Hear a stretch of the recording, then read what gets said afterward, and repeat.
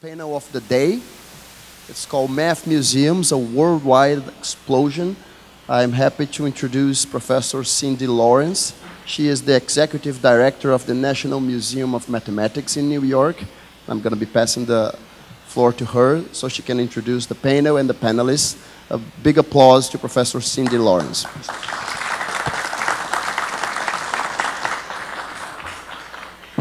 Thank you. It's really nice to be here and great to follow the prior presentation. I don't know how many of you saw that, but it's great to know that there's so much math outreach going on all around the world, and I think our panel exemplifies that. There are now 54 math museums around the world in 22 different countries. I have to say nobody holds a candle to Germany, but it's spreading, and the fact that we are spreading now to some lesser developed nations, I think, is really critical for worldwide growth. I'm delighted to be on a panel with such distinguished colleagues who are doing wonderful things all over the world. And so rather than my introducing each of them, I thought it would be nice for each one of us to come up and tell you where we work and a little bit about what we're doing. And then what we'd like to do is put a couple of questions up that we will answer, but also open up to comments and questions to everyone in the audience. So hopefully we'll have an interactive discussion about math museums, what they are, what they can and should be. So with that, let me call up our first panelist who will introduce herself, Sylvie Benzoni-Gavage from Paris. So, good afternoon, everybody. So you may wonder why I'm here, in fact, because I suppose that the Institut Henri Poincaré is not among the 54 museums yet, but there is a project, and this is what I'm going to talk about in a few minutes. Okay. So I've been the director of this institute for only 7 months. The previous one you can see on this picture, he was Cédric Villani, and he managed to build a project with the university which has these buildings. So on the left, on the picture, on the left, you can see the current building of the Institut Henri Poincaré, which is a math center which receives researchers from all over the world, and it's like 19 years old. It's going to turn 90 years old this year. And the opposite building that you can also see on the picture is the one where we are going to extend. So this building was established by Jean Perrin, the Nobel Prize winner physicist, who also established the famous Palais de la Découverte in Paris, one of the very first science museums, and also the CNRS, by the way. This building will be completely refurbished, hopefully by 2021. And on 2 floors there will be a space for outreach activities, a museum. So in the basement there will be like 200 square meters, which is quite small. Okay, in the square feet it's about 2,000, a little bit more, and for temporary exhibitions. And on the ground floor there will be 4 square meters for a permanent exhibition. On this picture you can also see the architect, and we are helped to have this permanent exhibition. We are helped by production designers and museum professional who also happens to have a PhD in statistical physics. So I don't know if you can see the drawing. It represents the ground floor as it will be. There will be several rooms dedicated to this museum, with a small coffee shop. Maybe I can try to use the laser. So an entrance hall here, coffee shop here, a historical tea room here, which will be used to show some interactive devices, but also to have the researchers come and interact with the people, to have tea. There is also oops, sorry. There is also this auditorium is a historical one too, with a wooden banks. It's not very comfortable, but it's like we have in the current building actually. And also in that part there will be a gallery, portrait gallery. This somehow a larger room will be devoted to two spaces, one in which the docents will be explaining a little bit the visitors how math are doing these days, and also there will be a space devoted to real-world applications of mathematics. And last but not least, okay, I didn't mention this, it's the historical office of Jean Perrin. And at the back here, we can't see it very well, but this room will be devoted to the Holomat project. This project you can try, you can see the booth in the exhibition area here in this Congress. So I encourage you to go and see that.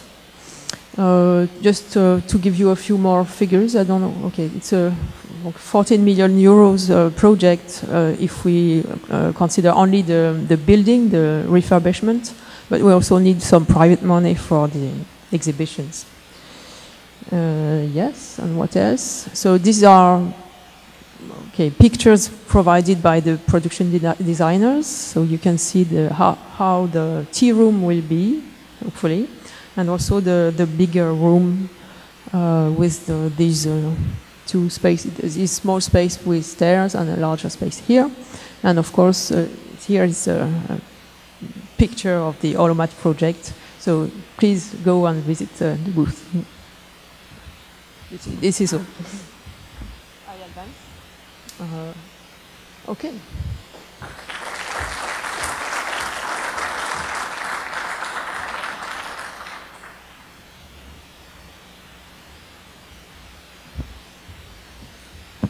Good afternoon, everybody. I would like to tell you a little bit on the Mathematicum in Gießen, Germany. This is Germany, this is a country in Europe, and Gießen is right in the middle of Germany, next to Frankfurt, so easy to find. And I will tell you in a few words about the project, which is now 16 years old. Simply some facts. We opened in 2002, and since then we have developed quite a few interactive exhibits. So in total we have about 200 interactive exhibits, interactive in the strong sense, physical, mostly physical experiments. From the very beginning it was a great success. We have any year much more than 100,000 visitors. Last year we we had the visitor number 2 million, so we're very proud of this. The visitors are, one half are school classes and the other half are private visitors, mainly families, and I think this is the real success, because they come really voluntarily and spend half a day with mathematics. We will come to this point in the last line. In Mathematicum we tried from the very beginning and succeeded so far that the running costs are in balance. So I will show you two very simple exhibits.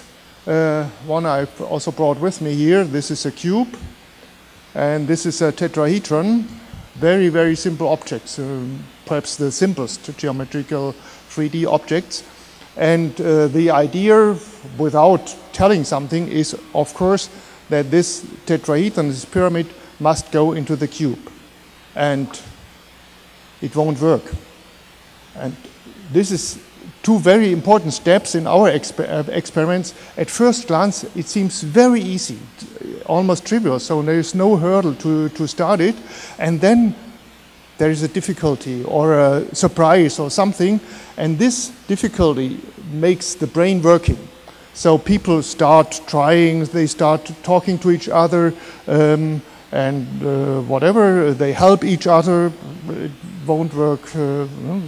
But then, of course, hopefully somebody says, well, with a vertex downstairs, it won't work. With a face downstairs it won't work. So we could use the edges perhaps, and if you do it with the edge, then it quasi automatically falls in. So Of course, most visitors stop here and have a very good spatial experience.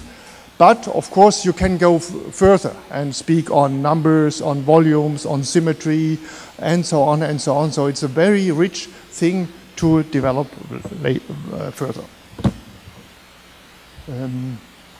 This is another experiment. I won't go into detail. This you have to assemble the same pyramid out of 2 pieces, and it's amazingly difficult because you think 2 pieces, well, very easy. I will manage it. But then you have to get the right idea, or you have to notice when the right idea is near, and to realize this.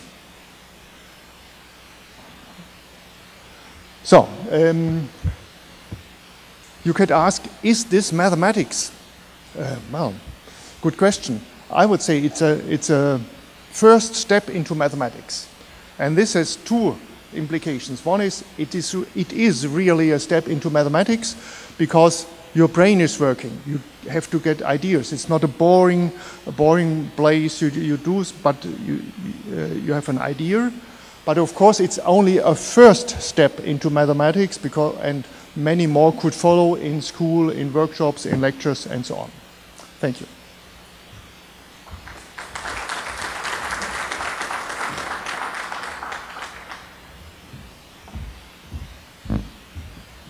Thank you.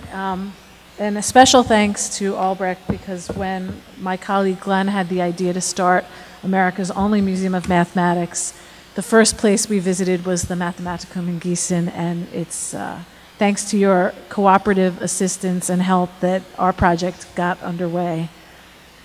So we are the only museum of math in all of North America, and we concentrate on 2 things, both exhibits and programs, trying to highlight the wonder and beauty of mathematics, because many people in the US and maybe around the world confuse mathematics with arithmetic.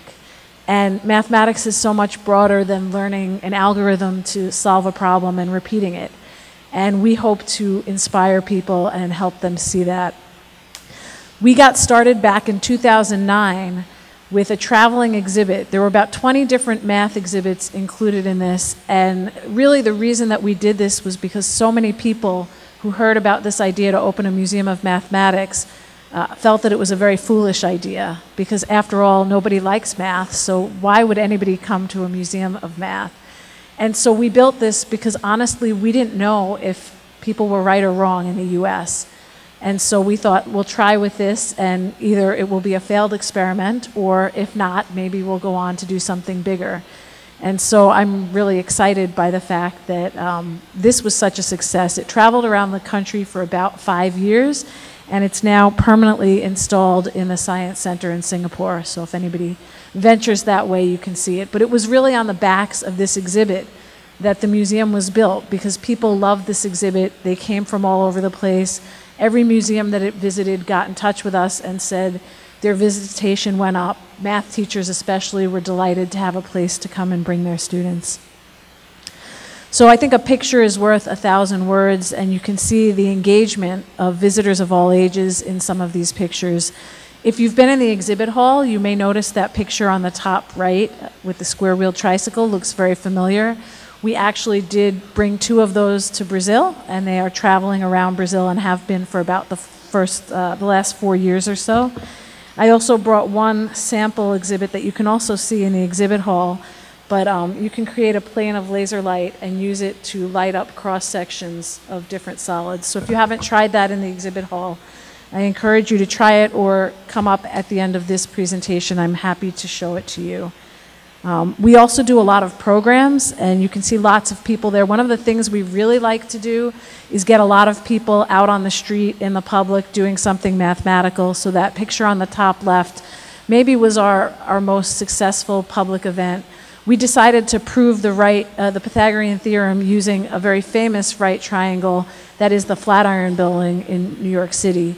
And so we sent out an email and invited people to come and prove the Pythagorean theorem with us, and about 3,000 people showed up to do so. So that was exciting and a lot of fun, and there are lots of pictures there of some of the other events that we've done. More recently, somebody came in, a group called BuzzFeed, and they made a little video about MoMath that they put online. And the last time I checked, it had over 14 million views, which for a little museum like us was really incredible. So I think, first of all, that's a measure of how many people around the world either like math or their friends think they like math, so it's being sent around. But I thought I would share it with you as a closing. Ah, too far.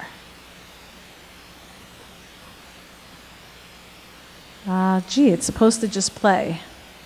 Do we have any tech people here who know why it's not playing? Okay, well, you can look it up yourself and watch it. I'm sorry I can't show it to you right now, but I will pass off to our next presenter.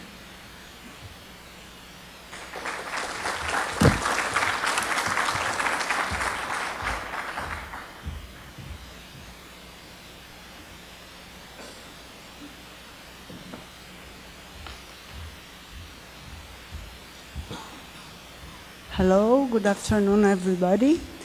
I will present you very briefly the Mathematica. Mathematica is a center in the Instituto of Mathematics and Statistics in the University of São Paulo. It's a center for popularization and education in mathematics.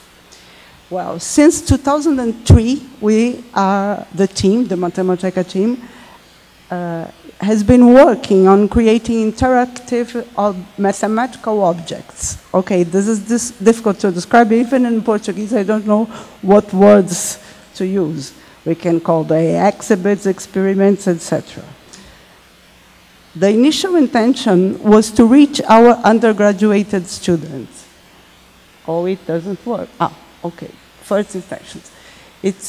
Well, we wanted to reach our undergraduate students, and they come from very different courses in general, or majors.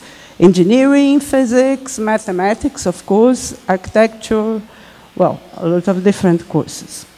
We wanted to show them that mathematics is not just about what they have seen, okay, in their courses. So by working with our objects, we were able to avoid technical language and approach topics not usually presented in the regular courses. We wanted to show them that mathematics is fun, beautiful, and powerful. Just that. So our collection of interactive objects grew. We traveled a lot and took part in exhibitions for the general public, children included. And this was a challenge for us because we were not thinking about children in the beginning. So now you see children. Okay. So we quickly understand that our very objects, the things we had already, could arouse the curiosity and could be an interesting and fun vehicle for the popularization of mathematics outside the university. We redefined our target audience. It changed from our students to everyone. Okay, so now we want to tell everyone that mathematics is fun, beautiful, and powerful. We had to elaborate a new approach to each experiment. Here you see this is an object we use to show the symmetric group of the dodecahedron, and the polygon inside, the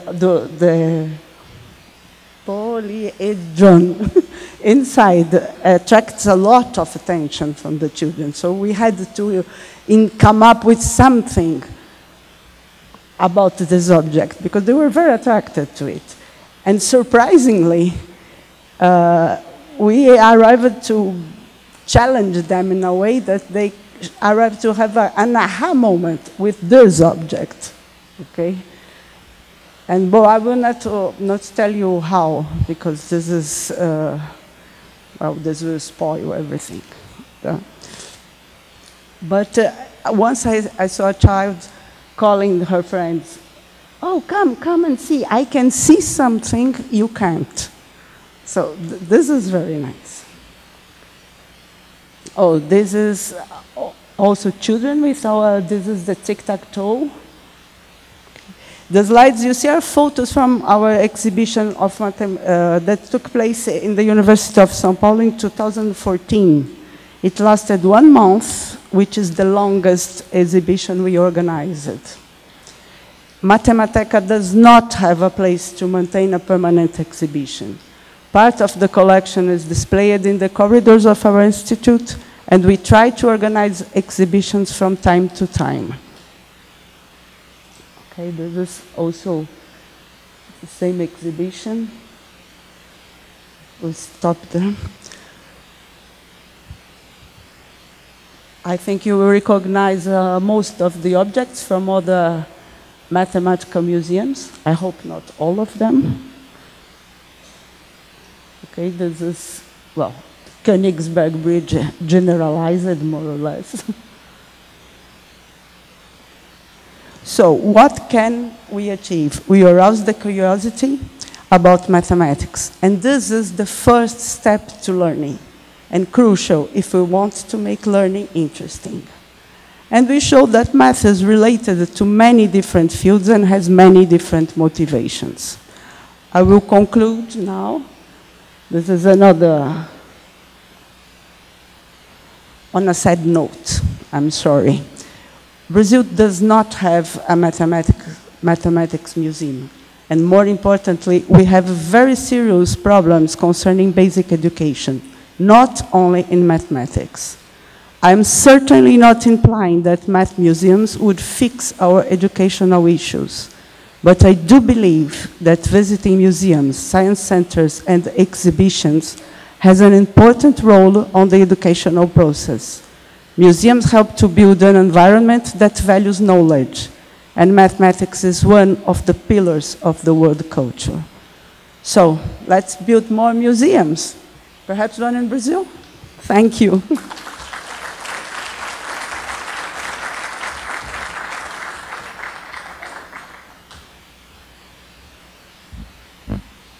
Yeah, good evening. One minor correction before I go. I was a professor at the Tata Institute of Fundamental Research. I'm now fully with the University of British Columbia. I'm a mathematical researcher by profession, and a few years ago, I thought that I should give back to mathematics, a subject which has given me so much. And I was involved with a non-governmental organization. Those of you who were in the previous panel might have seen snapshots of the movie. Clip of the movie.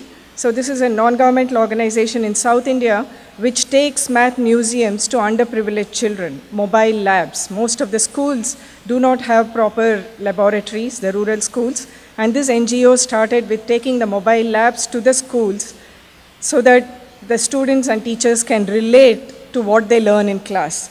And they came to me with a request saying that we have exhibits for science and chemistry, but we are at a loss to make some exhibits that the students and teachers in India can relate to, especially first-generation learners.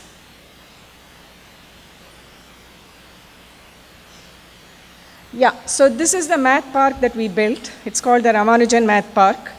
Ramanujan is the genius mathematician who not only is familiar for almost everybody in India, but across the world. So the park is named after him.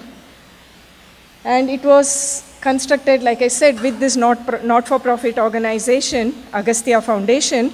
And we didn't want to call it a math museum because we wanted to convey the image that mathematics is alive, it's dynamic. Usually museums are associated with something that's fossilized and petrified in India, and we didn't want that image to be carried back by the students and the visitors. And the vision is to make this a space for society at large to engage with mathematics. Like you heard in the previous panel or from the previous speakers, the idea is always I like to say that you get two kinds of reactions when you tell people that you're a mathematician. One, they recoil in horror, or they say, oh, I used to love mathematics, but I feel sorry that I could never pursue it, you know. So, and the idea was to somehow convey that there's no need to be afraid of mathematics, that mathematics is everywhere. There is beauty to mathematics, there's mystery to mathematics, and there's all these things which should make you feel drawn towards mathematics rather than run away from mathematics. And so the math park that we designed was actually hands-on, so people can actually get an intuitive, like one of the most famous questions teachers and students ask is, why is minus into minus plus?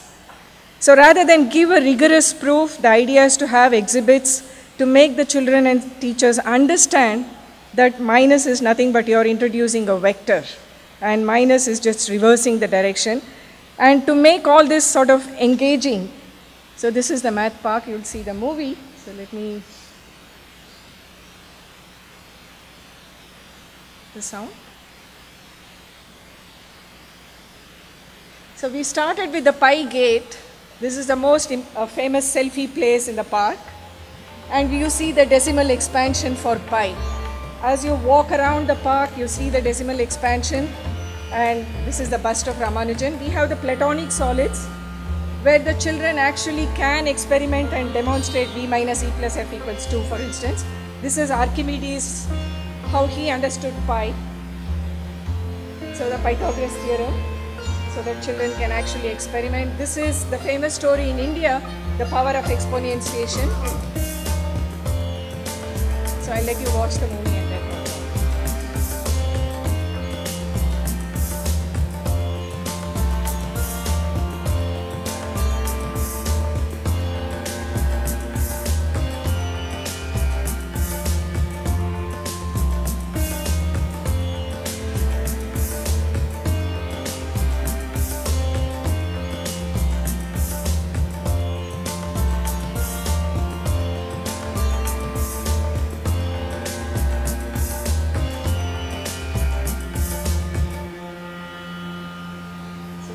Imaginary room, thanks to Andreas.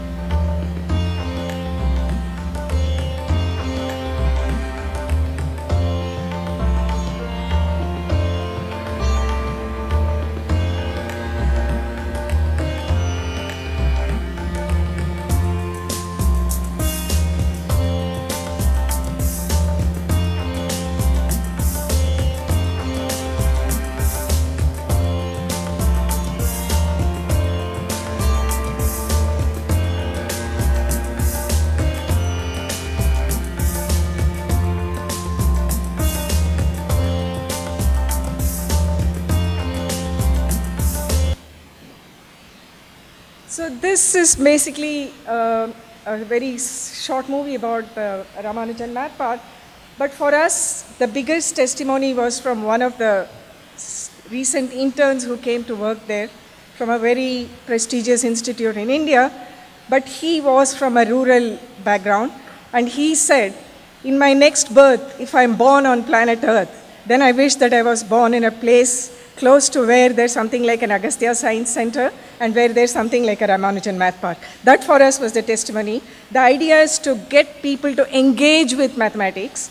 And also India, you know, the multiple problems. In particular, India has 18 official languages. So even if the best students are assembled together, there is no conversation that can happen because each of them know different languages. So we are trying to tackle multiple problems here, trying to get the teachers and students to work together, trying to get the teachers ready for creating content for the next generation by using digital resources, creating quality online resources, getting the students and teachers to think about designing other exhibits where mathematics is used. And we have been slow, but I have great hopes for the future, and I would like to invite all my co-panelists and everybody else to come visit the Math Park and share your ideas.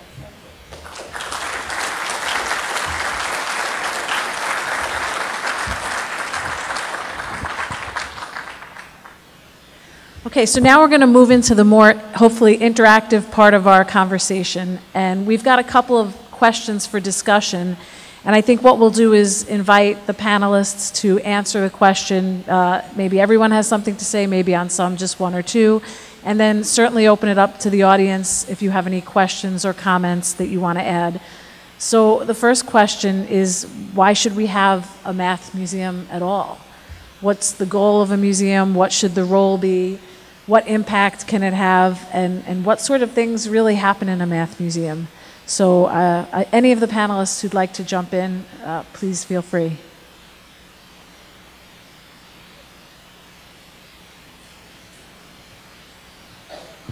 For the Mathematicum, it is quite clear in our mission. The first sentence says, our aim is to bring mathematics to as many people as possible, in particular young people.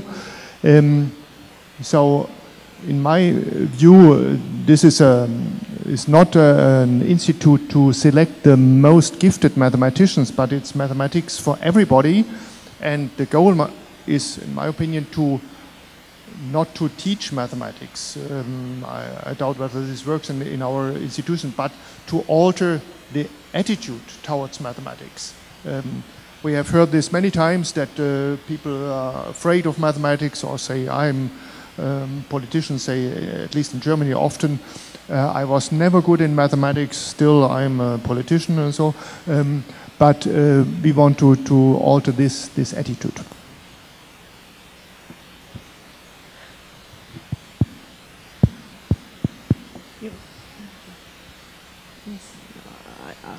Okay, can you hear me?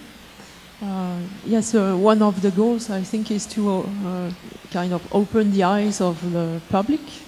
As we've heard several times, many people have a terrible and restrained view of what mathematics is because of their school experience. And what so one of the goals would be to convey the idea that mathematics culture is part of culture, which is not clear at all for the people, and in particular, policymakers, journalists. They very often claim proudly that they were very bad at math, as we heard also. And I think it's important to open the eyes of ordinary people, to help them understand the world better, maybe, and also to not be fooled by merchants or something like that. So this can be useful for everybody. Okay, maybe. Well, I think it's the same thing. The first answer to why is to enhance public awareness of mathematics.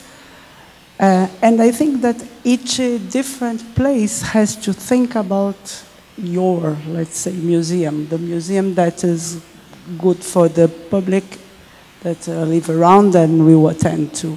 It's very different what India needs, what Brazil needs, what you need. So it has to be thought case by case, I would say. And it has a very large, we can do different things. But it's always enhancing public awareness of mathematics. That's it. For me, I look at it from the Indian context. India is a very populous country, as you know. And I strongly believe that talent knows no geographical boundaries or financial boundaries. And this simple experiment in Agastya, that place where they created this campus and brought rural students and teachers to campus. It's around 10 years old, 10 to 12 years old. Before that, they did a simple study where they asked the neighboring school children what they would like to be when they grew up. And most of them could just say truck driver, postman, policeman, things like this which they had seen. But once this museum, the park was opened, the campus was open, and they brought children inside and let them play with the exhibits, touch and feel and so on. There was marked improvement in the number of students who asked questions in class. And when the same question was asked 5 years after this engagement, the students said things like astronaut, scientist, doctor. And I think we need such positive aspirational role models given our population. So I'll add my 2 cents as well. Sujatha said a few minutes ago that when she tells people she's a mathematician, she gets only one of 2 responses. And a very similar thing happens when you tell people you run a math museum. There are only 2 responses. Maybe about 2 or 3% of people say, wow, that's so cool, where is it? I can't wait. And about 97, 98% of people say, oh, math. I was never any good at math. I hated math. I'm afraid of math. And my response to both groups is always exactly the same. I say, oh, you're my target audience. Because if you love math, you're really going to like the Math Museum. But if you hate math, you're probably really going to love the museum, because it is about changing perceptions. It's about showing people that math isn't just memorizing numbers and steps that you learn in school to do long division or solve problems. And something else I like to point out that I think a math museum or any of the math projects that we all work on serves as is to be inspirational. So if you have children that wanted to play an instrument, suppose they went and heard a beautiful symphony, as happened with me with my daughter, and she came home and said, I would like to play the violin, that was beautiful.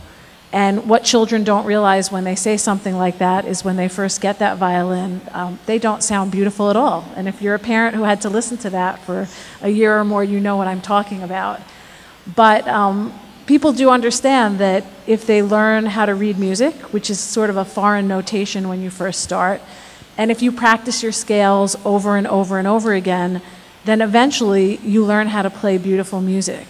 And math is very similar. You do have to learn a notation that may not be familiar to you, and you do have to practice over and over your addition facts or your multiplication tables. But without having places like the places where my colleagues work and where I work, there's no inspiration that children and students have that make them want to take the time to do that practice and do that learning. And so we hope that we're all being inspirational so that students and children have a reason to want to learn more about mathematics. So before we go on to the next question, if anybody in the audience has a comment or a question that you'd like to hear addressed by anyone on the panel, we would love to hear from you. And is there someone who's running a microphone? Yeah, we have 2 questions here, but I'd love to get a microphone so everyone in the audience can hear. 2 here in the front, 1 front and center and 1 2 rows back. Okay, thank you for the opportunity. Yeah, of course, everybody agree that it's very interesting to have this kind of museum for kids, for public awareness of mathematics. But I'm thinking about the fathers and mothers of those people. Young adults or grown-up people, they also like to know, to have something perhaps more different for them. Is there any initiative on these museums for this kind of people, this kind of public? So that's part of my vision for the Ramanujan Math Park. It's like I said, it's not just for students and teachers, but it is to engage large swaths of society, including policymakers. And to give you a simple example, let me give you 2 simple examples. One, there is statistics that shows that the number of students in that neighborhood, this is a very underprivileged rural neighborhood, which is 2 hours drive from Bangalore, which is the Silicon Valley of India. And in this place, just this exposure to the Ramanujan Math Park and to the Agastya campus, the science campus, has seen a spike in the number of people who go in for higher education from that rural background. And teachers have noticed the difference in the students, their questions, and so on. And of course, this goes as a feedback to the parents. And many of these the mobile labs, actually go and educate the parents on things related to, say, science, health, and so on. So in the Ramanujan Math Park, my long-term goal is to also engage seriously the parents and also people from the nearby metropolis, which is Bangalore, which is an IT hub. Because most people are still not aware that mathematics is alive and has applications. We heard so many lectures here today. The very technology that these people are using depends so much on mathematics. But it misses, even the technologists don't know about it. They pay lip service, but they really don't know how much of serious mathematics goes into the technology that they play with. So my plan is to have engagement and have, let's say, lectures or workshops, so that larger sections of people who are interested are engaged in this and participate in this. I have two answers to your question. Both are yes. It happens quite automatically that groups of adults, not only parents with their kids, but groups of adults come and enjoy this. Some come in the evening and have a party there and so on. This is one aspect. The other aspect is that a part of the exhibits in each of these science centers, mathematical museums, is more or less closely related to school mathematics, but another part not. So in a way, we show a much more representative picture of mathematics than school. And school goes deeper, of course. When we do addition of fractions, you should know it at the end. But we show a broader thing. And of course, we try to install events for adults only. So talks, shows, and so on. Well, Mathematica has a lot of adult public, and they usually like it. Adults who come to visit us, they usually like the exhibition, enjoy. They stay 1 hour, 1 hour and a half, and doing a lot. The problem is they don't come in general. How to tell them, okay, you have fun, it's not what you are thinking. Well, this is our greater difficulty about adults, if you know, because with children we can advertise on schools, we call the public schools. It's not easy to do this also, but it can be organized to large groups. But what do you do with adults? How to advertise? But in general, when they come, they really enjoy it. They come to tell after. So it's, well, that's it. If I can add something, we are not running the Museum or House of Mathematics yet, but one of our targets is the primary school teachers. I don't know how it is in other countries, but in France, primary school teachers have, in general, limited training in math.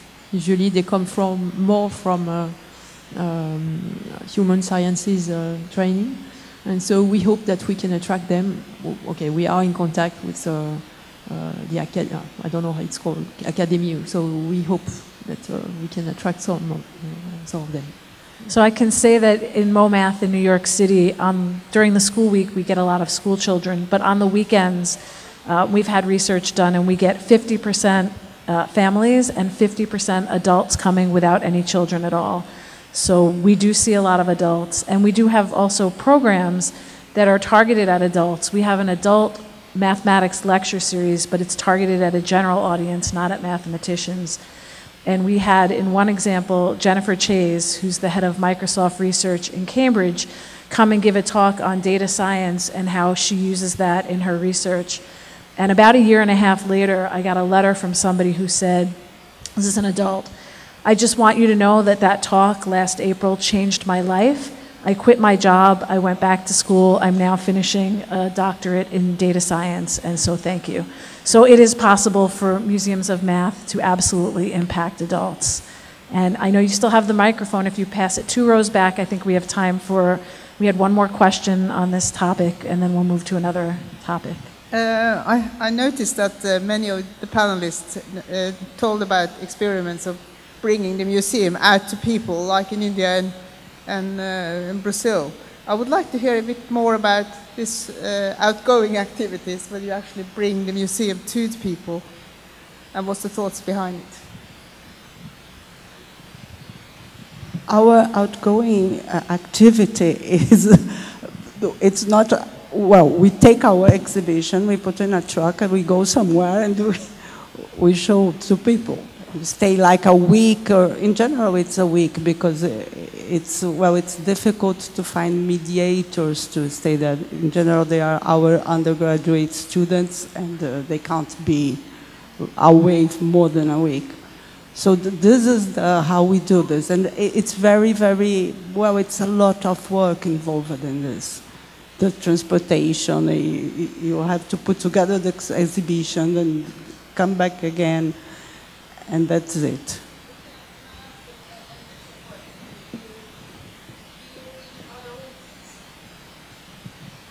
You reach other audiences by bringing the museum out to the people. That's what I sort of, many people wouldn't afford to go, and it's a long way, and, often they wouldn't go to the museums either. But if you bring them out to the local communities, it probably is easier for people to access those exhibitions. Well, in general, when we do this, we have students from the local schools, public schools mostly. So they could never come to São Paulo. Then it's out of, for them, it's not possible to come to São Paulo. So we go there. So that's it. It's a audience. I can say, too, that we've brought our traveling exhibits to public libraries in areas where maybe families don't get to take their children to museums, to community science festivals and science fairs. Some schools will take our exhibit and do a family math night. So having a traveling exhibit does allow you to reach into areas where otherwise maybe you wouldn't reach. There's no Museum of Mathematics in Brazil, but there are 2 complete sets of math exhibits for MoMath that are traveling around Brazil. So it is both an opportunity and a challenge, because it is hard to, as Deborah mentioned, it's staffing, it's transportation, it's logistics. There's a lot of work that goes into taking something elsewhere, but I think it's very worthwhile. Mathematicum grew out of a traveling exhibition, and we still have several traveling exhibitions, and so we go out. And some years ago, the Goethe Institute, which is the, I don't know how to say, the foreign cultural politics of Germany, and they have a place in every big city in the world.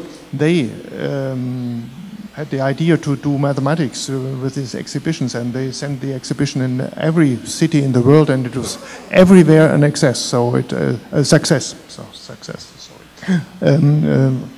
And also I go out for giving experimental talks or teacher training. And your second part of the question, so with these activities we do not get substantially other auditorium, but we make each year a science festival where everybody can show experiments, and people come, and it's very, very good, and of course there we get all kinds of people. Okay, let's move on to another question. Some people wonder what's the difference between a math museum and a science center. If you visit any science centers around the world, they'll very often tell you, well, we have plenty of mathematics here. So what is the difference, and is there real mathematics in a science center? Anyone on the panel want to address that for starters? I don't know.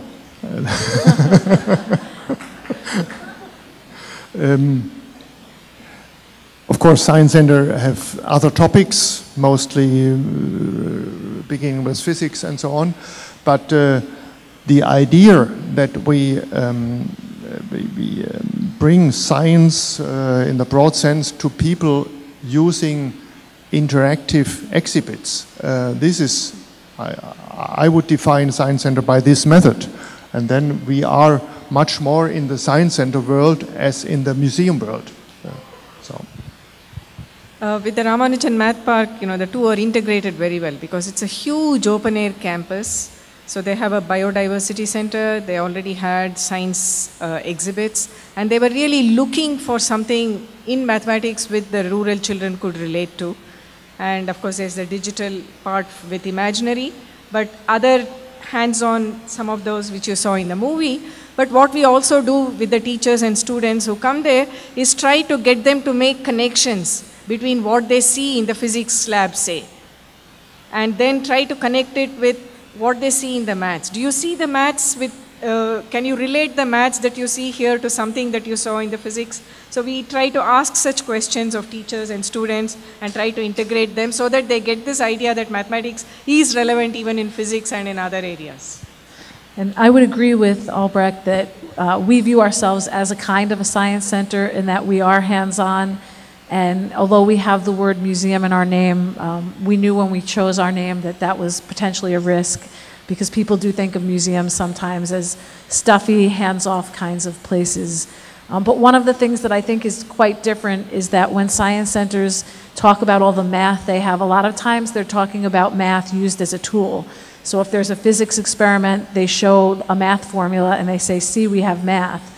And I think what we try to do is celebrate the beauty of mathematics for its own sake. And so something like the puzzle that Albrecht showed, trying to fit the tetrahedron into the cube, is not math as a formula to solve a problem. It's math as exploration, discovery, and problem solving. And that's the way we want people to look at mathematics. Say something? Oh, perhaps in a science museum, we should have the opportunity to show that mathematics is different. It's not the same kind of science. It's not experimental. How do you produce mathematics? This kind of thing should perhaps have a, well, it's nice to be in a science center because you compare with the others. Does anybody have any questions or comments that they want to add to this question? Oh, one over here, if we could get a microphone, perhaps. Thank you.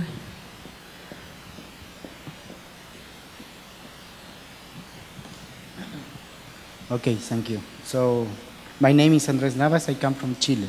So actually this is not a question related to this question, but it's a general comment. So in my country, and I think that's in many neighboring countries, the vision that people have of a museum is like the vision that you have in India. It's a place where the culture is dead, okay? And I think this is related to a question that was asked in the previous panel. There is a large difference, a huge difference between developing countries and developed countries in the vision of the museums. And so we tried to implement a museum in Chile, but it didn't work because we didn't get the money for that. And what the model that we chose was that of a mathematical festival. And it works wonderfully. And we have been traveling all around the country, and it shows what you show in your presentation. So it shows the mathematics as something alive. And moreover, we have been able to put in contact students of mathematics with children and with people in general. It goes very well. I think that this is a key point, especially in Latin America. We love things that are alive. We love festivals more than museums, because we have these things in our minds, in our culture, okay? We have some difficult relation with our history. And museums is something like a place where you put the history, okay? This is my comment. So I was really impressed with your experience in India, and I think this is the right model that we should copy, at least in my country. We should try to implement mathematical parks, mathematical houses or village, like the house of Alinesin. This is what should work, at least in my country. So here comes my question. So the point is that it is very hard for us to produce material. So the question is very concrete. Can we use the material that you already produce in our festival, for instance? Yeah, in fact, I would like this request from, to request this from my other co-panelists also, and I wonder myself how much of these, there's no point in every country reinventing the wheel. So if our common goal is to spread mathematics across cultures, then how can it be open source? And that's the great thing about Imaginary. You know, that, and they encourage the local cultures to add on what they see as mathematics from their cultural perspective. And we did this in India. For instance, in India we have this, what's called Rangoli, which are patterns which people draw in front of their houses every day. And there are hundreds of thousands of these patterns. And people relate to it directly. And now just using this, you can explain symmetry, for instance. And you can also explain the planar version of Euler's formula, V minus E plus F equals 1. And the day we inaugurated the math park, that's what we did. To everybody who came, we gave them one of these Rangoli on a card printed, and then asked them to check this, that V minus E plus F equals 1. And they were all so mystified. I mean, no two people got the same design, but for each one of them, that formula worked. So that was like a miracle for the students and the teachers who came. And this is something I very strongly believe in the Ramanujan Math Park as well. It would be great to have these exhibits, and I very much hope that at some point we can discuss how to share some of these hands-on exhibits. But I also very consciously want to make the Math Park contextual, especially since it's a large number of first-generation learners who are going to be exposed to this. So I wanted them to relate to what they are seeing, what they are touching, and so on. And one of the nice things that's come out of it is a whole series of mathematical toys that we made. And again, we are working with another NGO which specializes in bamboo. And all of these toys are made in bamboo. And this has created a whole set of employment for the unemployed youth from that NGO who's working on with bamboo.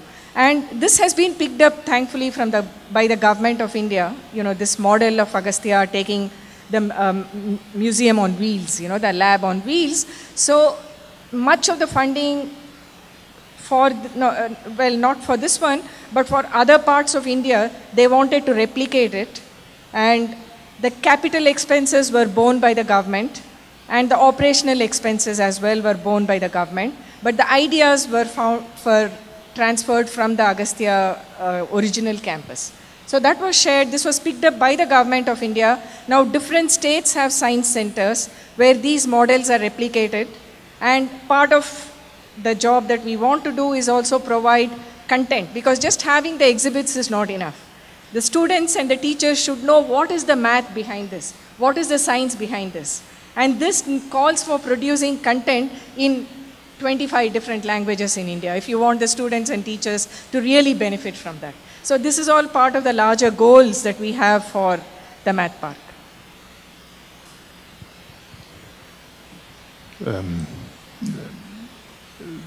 Of course, this science center scene is a very open scene, and we are helping each other, as a general statement, very much. I can say from Mathematicum that we helped several science centers to come to birth or not to come to birth. I helped them, but it didn't work.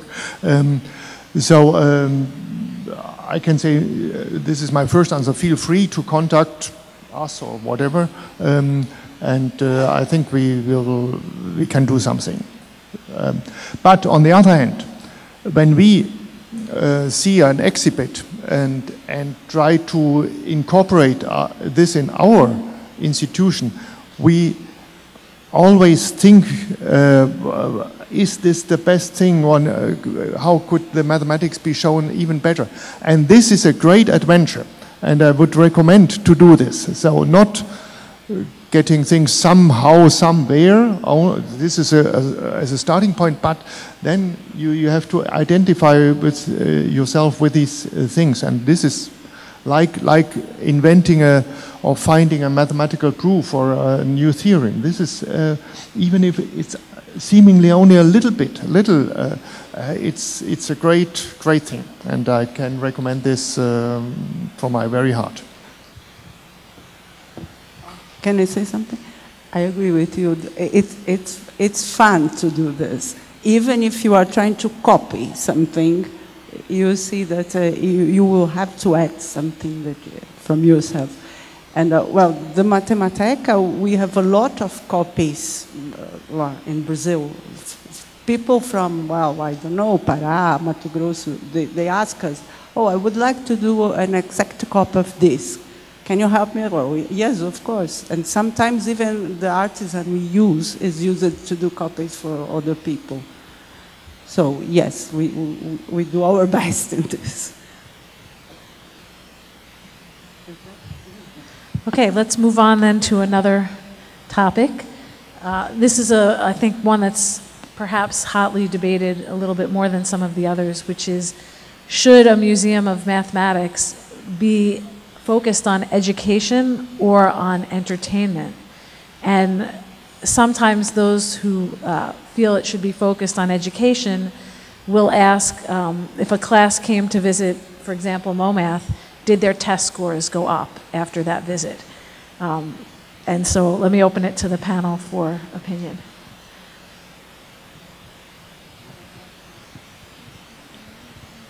Well, I don't agree with the versus. I really think math is fun. So, yes, I think entertainment is very, very nice to call the attention, to begin. But we can use entertainment and go beyond. Right? To me, this is the ideal path. Okay, it's entertaining, but it goes beyond. Yes, we are all mathematicians, and we have all experienced that doing mathematics and getting some solutions and so on gives a great satisfaction and is a great pleasure. And I think this should, in a part, also be the experience of our visitors. And if you solve this exhibit, this aha moment, where you in one moment see, yes, it is, this is the solution. It's not this physical object which fits more or less inside here, but it's the idea. And you get this very moment which makes you happy. In Mathematicum we say mathematics makes you happy. And when I have a group and I welcome this group, I say, well, this is perhaps a promise, but we speak to each other at the end of your visit, and you will know it is the case. So this is one answer. The other is education. This is, I think, perhaps a controversial thing. As far as I understand you, you are very much concerned with school mathematics and making kids in school better, which is a very good goal, and ultimately we have the same goal. But we, for instance, say we don't teach, we even don't explain, but we prepare experiments where the visitors can make mathematical experience and think of it and go their way. And some stop here and some don't touch it. They go to the other 200 exhibits. And as Cindy said, we must also explicitly say a visit in Mathematicum or wherever does not guarantee that your next test is better. Or something, when you go to such a center, you save one semester of calculus, which is ridiculous, of course. We are not a substitute for school, I'm convinced, but we give another experience to mathematics. I'm sorry if I conveyed that impression. So it's, I mean, the problems in India are different. We are a huge country, we are a young country. It is important that students do well in school. And many of them are first generation learners. So taking all this into account, when you have a math part, and just adding epsilon will probably make them do better in the classroom, why don't we add that epsilon? But epsilon is not the main focus. The main focus is for the students to come and engage. Students, teachers, adults, anybody who comes to engage. But along the side, you can do something little which probably improves the classroom dynamics and the classroom transactions. And why should we leave those out? That's the view that we are taking. And another problem in India is the teacher-student relationship is, we have a very Eastern tradition of not questioning the teachers, whereas today the constant input that they get are, unless you're open and ask questions and you're brave, then you're not going to get anywhere in life. And this is a fundamental contradiction with the tradition in India. So how do we offset these two? And so the park, for instance, we found that's an excellent place because the teacher and the students come together. It's a place for cooperative learning. It operates slightly differently than the classroom dynamics, where there is this barrier. So when all these things can come for free, and you have such a large space with you, why don't you try to exploit it? That's the view that we are taking. Sylvie, did you have something? Yeah. I've not said much because I'm not as much experienced as you, but I would like to defend a little bit the idea of the museum, even though it's, the meaning is not that positive to some people, because it's important also that we promote the idea that this culture, mathematics culture is culture. People are going to museums with paintings, and it's difficult to understand, but they just contemplate and enjoy it. And I hope that it could do the same with mathematics. But we face some problems. I think since I've been at the Institute, I've been talking to people who try to communicate on mathematics.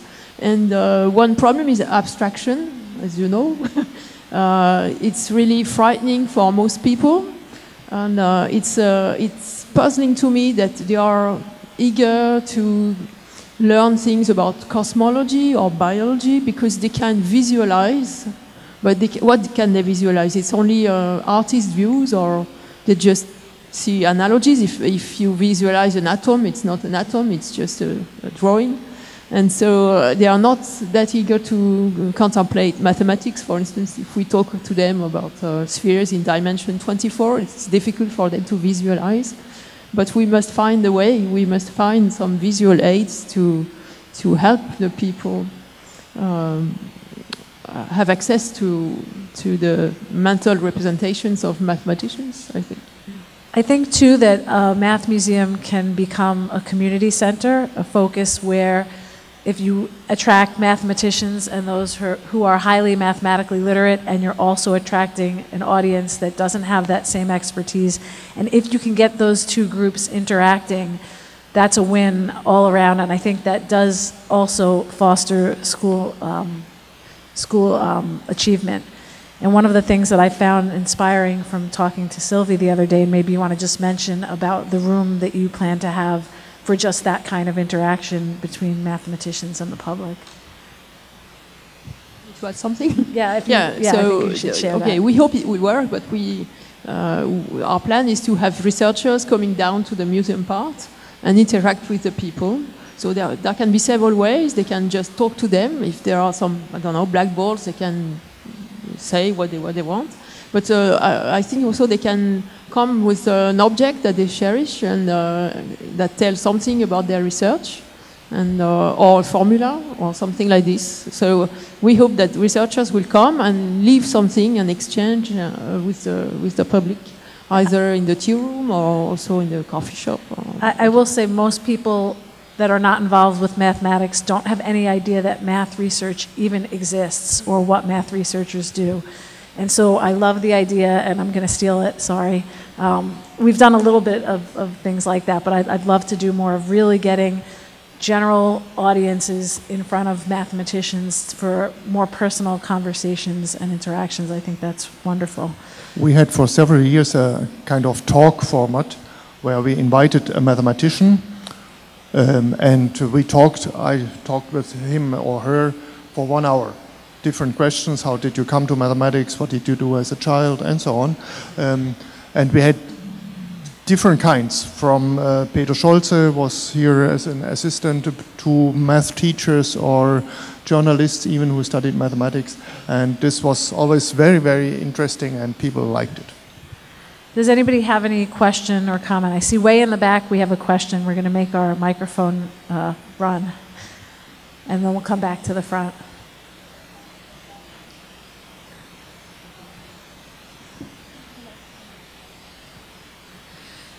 It's the question that's not exactly a comment, not exactly this question, but I want to tell the audience of a project that's led by the International Mathematical Union to have UNESCO declaring Pi Day the International Day of Mathematics. And when I see the museum, it's certainly something where I hope the museums will play a very important role. And in fact, the question of open source material was raised, because if we want to have celebration, it was said that festival is part of the culture in Chile. It is also celebration, a part of the culture in Africa, and Africa is keen around that. And I hope, when I see the nice things you are doing, I hope you will play an important role in the celebration around March 14, and that you can help us with having open source materials so that we can help having celebrations all over the planet. So congratulations for what you are doing. Thank you. I think there's some more questions. I would be remiss also if I didn't mention something called the Global Math Project. And you can Google that if you want to know what that is. But in short, there's a week in October where there's a group of people led by James Tanton trying to get everyone around the world to focus on math and a particular engaging piece of mathematics during the same week. So is more question?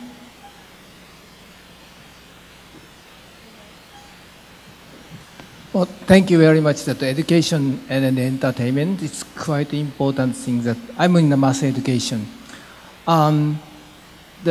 As you said, the process is more important. Of course, product is important, but the people, if you enjoy process, they want to become much more interested in learning mathematics and doing mathematics by themselves. So that model is quite important. But somebody just showing this, here, this is how you fit.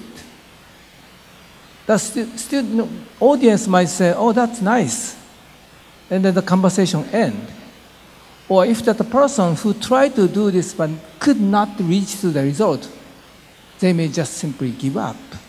So how we could help those people in between education and entertainment, I think that's quite important to get people interested in learning mathematics. So this is interesting that you bring that up, because again, since so many of the students and first generation learners especially come to the park, we have noticed that puzzles, we try to be careful with puzzles, because we noticed that students who try to do puzzles associated with mathematics don't succeed, go back reinforced with the impression that mathematics is hard and they'll never get it. So that's why we have a mix of things, and there are always people around saying, okay, it doesn't matter if you can't do this puzzle, do something else, so that they are diverted and then they get to do other things. And similarly with imaginary, those screens that we have, the digital online, that's a big hit. But again, we don't want the students and teachers to go back with the impression that mathematics is all about pressing a button. So one of the plans that we have in mind, on the other hand, challenging is also too much, to get them to create something, many of them instantly recoil.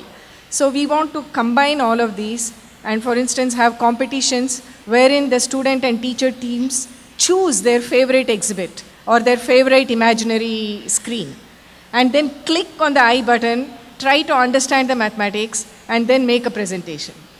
And the best presentation gets a prize. So these are ways we see of people engaging with the exhibits meaningfully and also getting something in return. Entertainment, education, maybe a combination of both.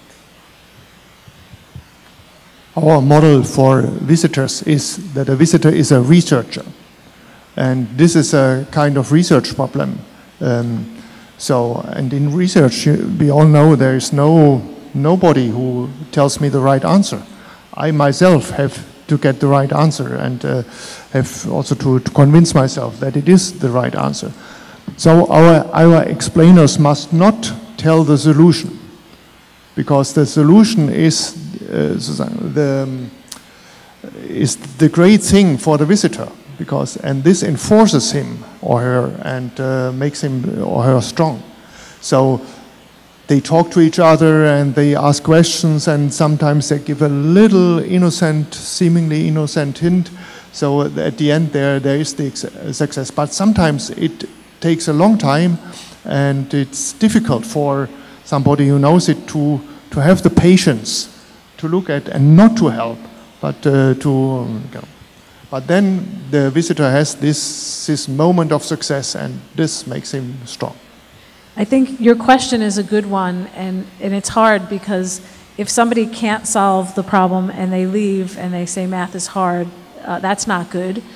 But if you give somebody the answer, they're equally likely to leave and say, well, it was easy for that person, but yeah, math is hard because I couldn't get there. And it really takes a very special skill to be able to sort of drop a little hint that is enough to maybe send somebody down the right path, but still have them feel like they figured it out for themselves. And that's something that I definitely observed at the Mathematicum way back when, and something that we've tried to emulate. But I think having a person on hand who can kind of gauge where somebody's at and give just the right amount of hint and not too much is really, really critical, but it's also very difficult to do. So it's a very good question. Did we have another question from the audience in the back on this side? Good afternoon. My question is quite similar of the other the professor did. Do you think that math is fun or math could be fun? Because the fun is the result. And is math the result or is math the process? So the process very times is quite difficult, and sometimes we want to give up. So say that math is fun, maybe dangerous, because people may don't want to go beyond but get another fun instead.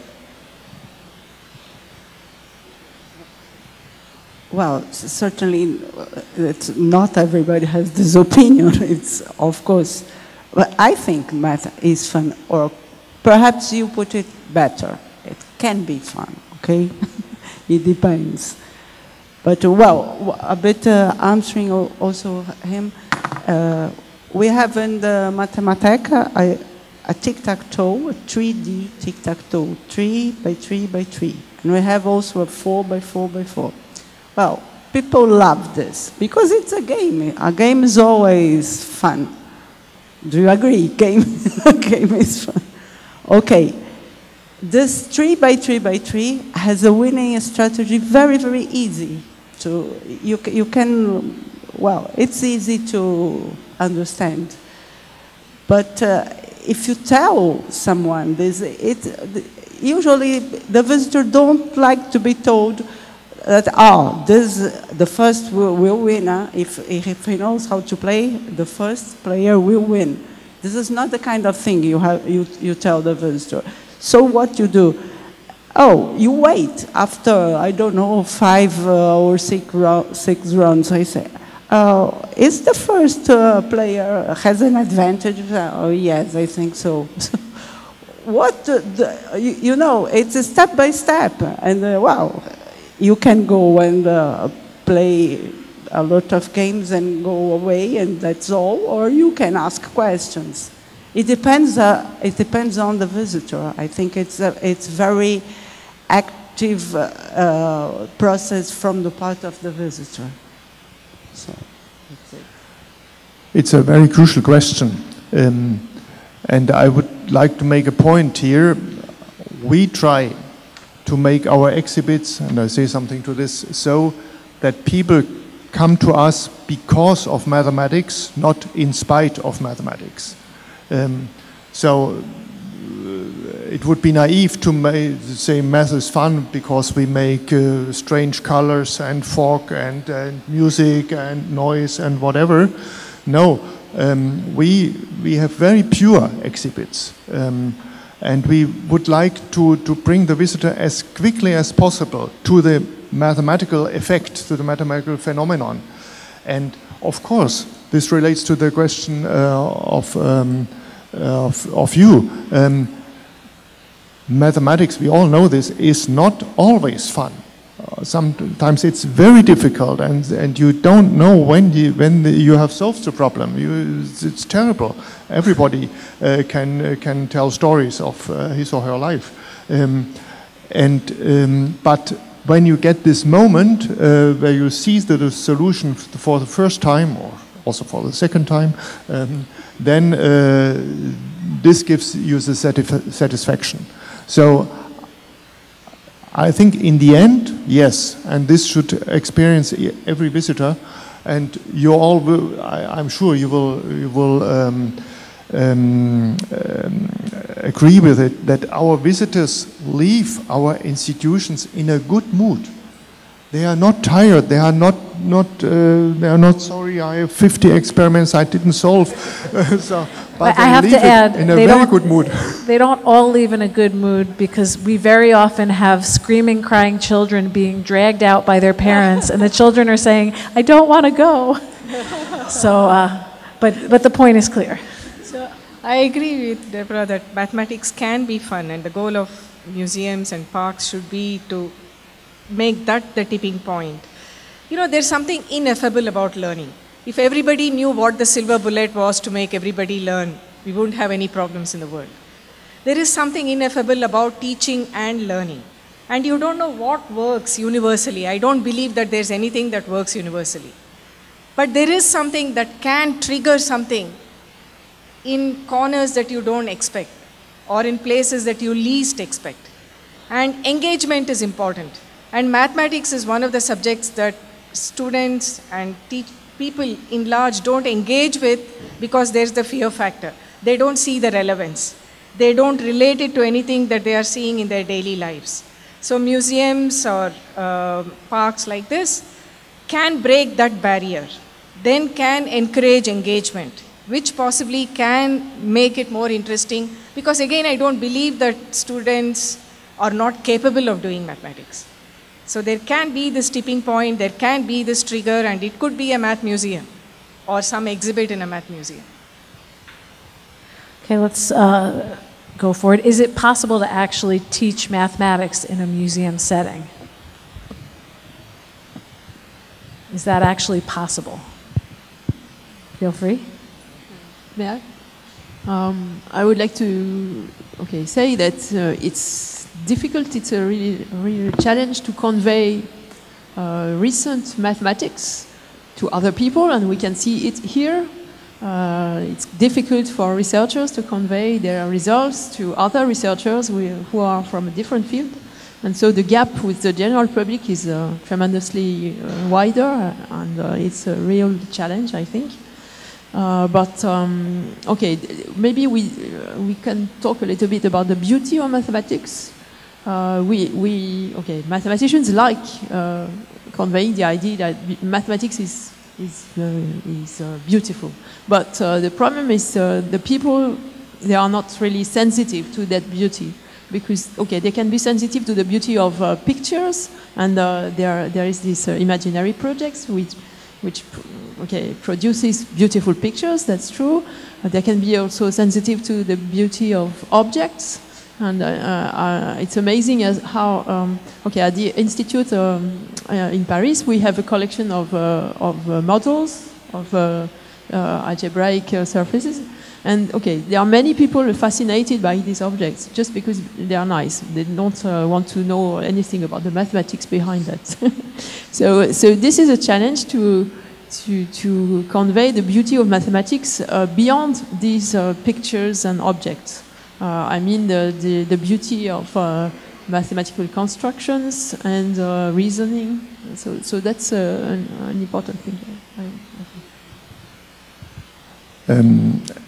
Recent research is a very difficult topic. There are some very few things you can show, like Penrose tilings and so on.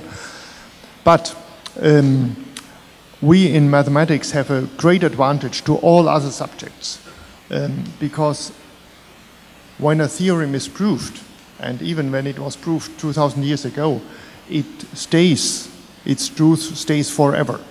So we have an enormous richness of mathematical ideas.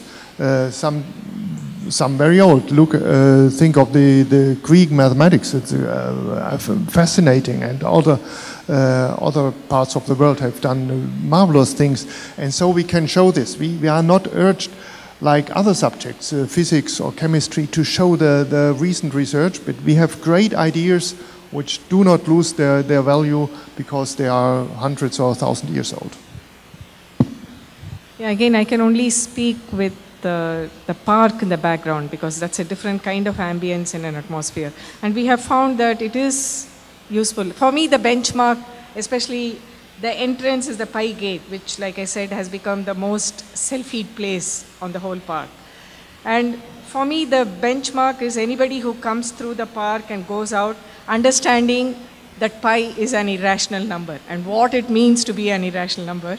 I think we would have achieved that. And I think there we have succeeded, because as you come in, you see the continued expansion of pi. As you walk through the park, you continue, you keep seeing it. And then we have these interactive activities where we make the children, try the decimal expansion of half or 1/3 or actual rational numbers, and then question them. Do you see any difference between this and what you saw as you wound around? And then get them to connect to the Archimedes experiment of the circle and the diameter and that ratio. And if they can make that connection, or even forget the students, even if the teachers can make that connection and later communicate it in class, I think that's something of an achievement. It requires, and that's where math communication becomes important. I think left alone to the teachers, many of the teachers themselves are quite at loose ends, not knowing how to go about it. But if you trigger them a little, if a math communicator sort of points out these connections, then they grasp it, and then they are in a better position to explain it to the kids. So I do think it is possible. Museum, I don't know because that's slightly different, but you can actually take these exhibits in the classroom and then have the students and teachers discuss that exhibit, work around that exhibit. I think we have time for one comment from the audience. Let's go in the back from someone we didn't have a question for yet, but we'll be here after if anybody wants to approach us. If you could put your hand up again in the back. Yes, thank you. Maybe keep it up until you get the microphone. Hi, good evening, thank you. No, I was thinking about the last topic and this one, and I would like to drag the attention to other kind of interactive projects in mathematics, because I think that learning has a lot with the depth of ideas in mathematics, and it takes more time than the experience of the museum. So I think, I don't know if everybody knows that the things that Nikki Case is doing and some other people, that they try to take an idea and to make longer experiences. Like they are not like museum-like, but they are longer interactive experiences. And I would like to drag the attention of how much is this thing that you mentioned now in the last comment about training teachers to use this exhibition-like material, like to go along with in the classroom, like to use the material as help for the classroom, because I think that the museum is not going to take the whole process of education, but how is this being addressed in each museum, like the teacher training, the disposing of the materials? I think that it's a very interesting thing that connects with the education, and I would like to know more of what you're doing. I think teacher training is critical, and it's the case in the US as well as other countries, as was mentioned on the panel, that especially teachers of the youngest students don't always have a lot of mathematical training themselves. And for every teacher we reach, of course, we can reach many more students, but it's an ongoing challenge to be able to bring teachers in, at least in the US. There are only very certain days where teachers are given the opportunity for professional development. And in particular, teachers of primary school children don't have that opportunity as much. But I think your point is well taken, that reaching teachers is going to have a greater impact than reaching individuals. Did anybody else have? So we can stick around for a few minutes if anybody has questions. We are all grateful that you came to listen to us talk about math museums in general and our own institutions.